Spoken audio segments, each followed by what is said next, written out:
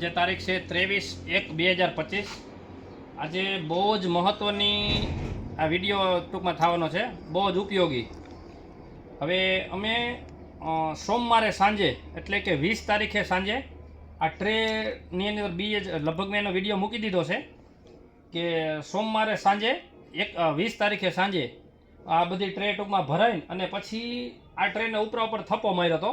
આ ટ્રે છે 109 ખાનાની ગોળ ટ્રે છે। આ દેખાય તો આગળના ચીબડા છે, અહીંથી જે દેખાય એની અંદર કારેલા, ગલકા અને ઘીસોડા છે।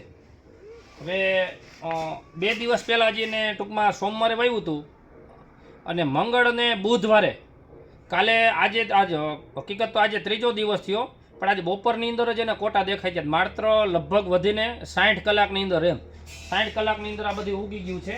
આ જોઈ શકો, એ વિડીયો લગભગ આગળનો મૂક્યો છે। અત્યારે બધા કોટા હકીકત તો વહેલું નીકળી ગયું હતું, પણ ઉપર ટ્રે પડી હતી એને પ્રેશરને લીધે નીકળી ન શકતું એમ।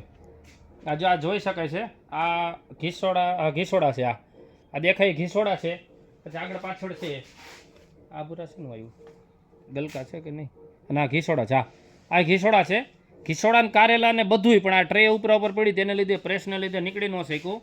પછી આવો માચડો કરવાનું કારણ એ હતું કારણ કે નીચે ટ્રે 2 દિવસ આની પહેલાં ચીભડાની ટ્રે હતી, તો અગાસી ઉપર ઉંદર 1-2 વખત આંબી ગયા। ઘણી ટ્રાય મારી, હજી એમની અંદર અમે ફાઇનલ સક્સેસ નથી ગયા ઉંદર રોકવા માટે, જેથી કરીને આવો એક હિંચકા જેવું ઇમરજન્સી આજે તાત્કાલિક બનાવી નાખ્યું છે કે રોપા ઉછળી જાય। આગળની પછી કઈ રીતે અપડેટ છે, કારણ કે રોકાય ત્યાં સુધી આવી રીતે ઇમરજન્સી એટલી જે ટ્રે મેં ટૂંકમાં મારા રોપા માટે કરી છે, ઘણો ફાયદો થાય। કારણ કે એટલા દિવસમાં વિચાર્યું નહોતું આટલો ઠંડીનો વાતાવરણ છે, અને એટલા ઠંડીના વાતાવરણની અંદર આવી રીતે માત્ર 72 કલાકની અંદર લગભગ કાલ સાંજ થાય છે, ચોથા દિવસે સાંજ થાય તો બધું દેખાઈ જશે એમ।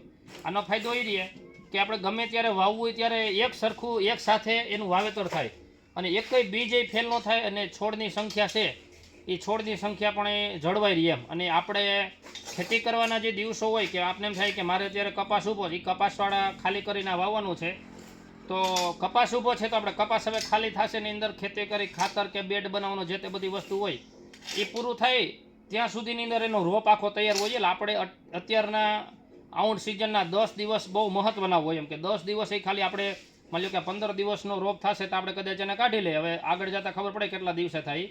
બાકી 10 દિવસનો રોપ આપણે 10 જ દિવસ ખાલી એડવાન્સ થઈ જાય તો 10 દિવસની અંદર પણ ઘણો ફાયદો મળે, અને આપણે ઓછી જગ્યા સાચવવાની રહી એમ।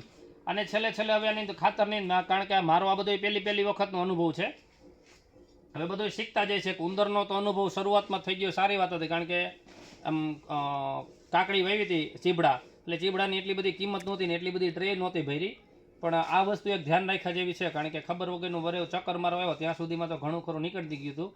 હવે એના અનુભવને લીધે આજે મોટો લોટ હોય કે મારો મોટો લોટ જે આ બધી વસ્તુ નહોતો એ બચી ગયો મને, કારણ કે મને અનુભવ ઉંદરનો થઈ ગયો એટલા માટે। હવે પાછી અપડેટ આપતો રહીશ, બહુ જ અગત્યની માહિતી છે મિત્રો, એટલે ખાસ શેર કરજો। હું મારી ચેનલને સબસ્ક્રાઈબ કરવાનું કહેતો તો નથી, પણ કરજો કે મારા જે અનુભવ છે ને, નહીંતર ઘણી વખત મને એવું થતું હતું કે આ વસ્તુ હું થોડુંક સસ્પેન્સ રાખું એમ, પણ કોઈ જાતનો સસ્પેન્સ નહીં। ટ્રે ભરી દીધી, એની અંદર બીજ મૂકી દીધા માથે દબીને, અને બી આમ ચત્તા મૂક્યા હતા, ટૂંકમાં એનું મોઢું હોય નીચે રાખ્યું હતું કે જેથી કરીને ઉગવામાં એને સરળતા રહી એમ।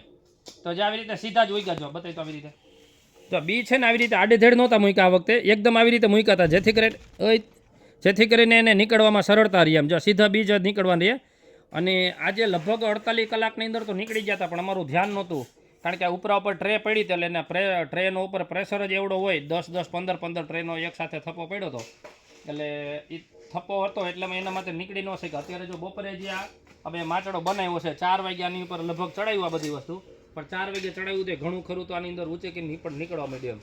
આગળની અપડેટ પાછી આપતો રહીશ। નમસ્કાર।